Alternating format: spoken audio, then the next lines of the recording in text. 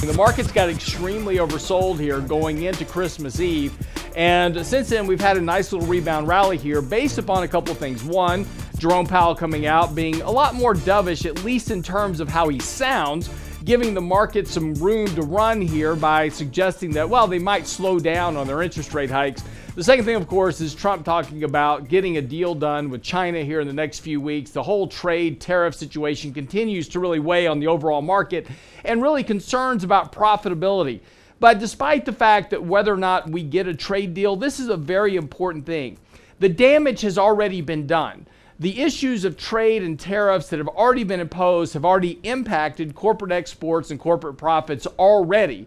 And so coming to a trade deal isn't going to magically fix that damage that's already been done. So we are going to see weaker earnings reports, of course, going into the next couple of quarters. So pay attention to this, because this is what we're going to be hearing from companies. Stronger dollar, trade tariffs, those type of things weighing on corporate profitability. Of course, international trade makes up about 40% of corporate profits. So again, Apple, FedEx, those were the warnings in the last quarter that really kind of roiled the markets. Don't be surprised to see more of those warnings and concerns coming out of corporations as we begin to enter earnings season here over the next couple of weeks.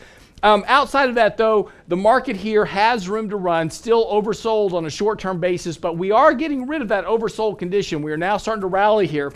Upside runs about 2,600, about 2,650 tops, most likely for the S&P before we start running back into major resistance, not only here at these previous bottoms, but also at major moving averages as well. So keep a watch on your positioning right now. Again, the markets are trading positively, so we want to have some equity exposure, but look to sell into this rally, raise some cash, become a bit more defensive. And of course, we'll keep you up to date on this every single day on the Lance Roberts Show podcast.